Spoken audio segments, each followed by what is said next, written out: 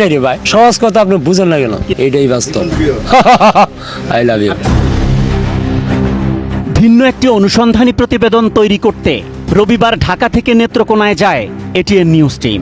কয়েকটি উপজেলা ঘুরে প্রতিবেদনের প্রয়োজনে সোমবার সকালে আমিরুল নামের এক ব্যক্তির খোঁজে বিশুরা গ্রামে যায় এটিএন নিউজ। কাকতালীয়ভাবে রিপন মিয়ার মায়ের কাছ থেকেই আমিরুলের বাড়ির ঠিকানা জানতে চাওয়া হয়। এরপর রিপন মিয়ার মা নিজে থেকেই তার ছেলের পরিচয় দেন। আচ্ছা, আমিরুলের বাড়ি কোনটা? ও হেই দিয়া রিপন ভিডিও তো ওই মিস্ত্রি কাম করে। ওই যে রিপন ভিডিও। আমিরুলের বড় ভাইয়ের সাক্ষাৎকার শেষে রিপনের মা নিজেই এটিএন নিউজ টিমকে নিয়ে যান তার বাড়িতে। এরপর রিপনের মা অভিযোগ করেন, রাতারাতি জনপ্রিয়তা পেয়ে এখন গরিব বাবা মায়ের পরিচয় দিতেও নাকি লজ্জা পায় রিপন। পুরনো ভাঙা বাড়ি ছেড়ে আলাদা পাকা বাড়ি নির্মাণ করে স্ত্রী সন্তান নিয়ে থাকে সে। দেন না ভরণ পোষণ। অনেক কষ্ট লাগে মনে হয়, খুব কষ্ট করে মানুষ করছি, কিন্তু এখন পরিচয় দিতে চাই না আমরা গরিব। পরিচয় দিলে যদি ওর মান সম্মান না থাকে। ও বাড়ি করছেন, অন্যরা বিল্ডিং করছেন, বিয়ে আমরা করাইছি।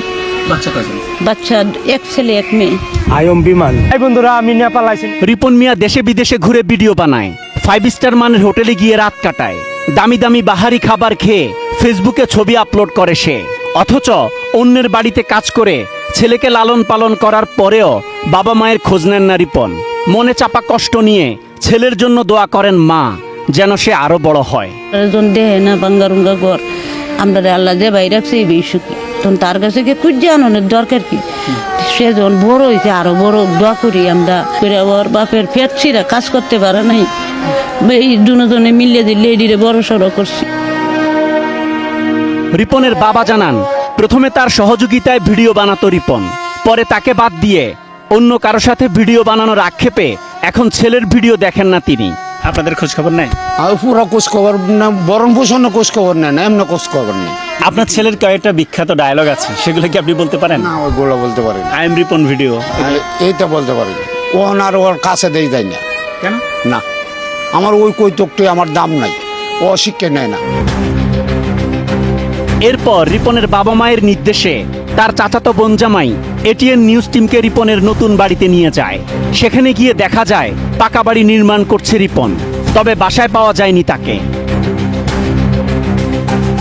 বাড়ির সামনে চায়ের দোকানে গিয়ে পাওয়া যায় রিপন মিয়াকে। তার সাথে কথা বলতে চাইলে প্রথমে তার ম্যানেজারের সাথে কথা বলতে বলেন তিনি। খুব সহজে কারো সাথে কথা বললে মূল্য কমে যায় বলেও দাবি তার। একটা জিনিস আপনি ধরেন, একটা মিষ্টি আপনি খাইতে মন চাইছে, এটা খুব সহজে আপনার পায়া লাইলে এটা ডিমান্ড কম।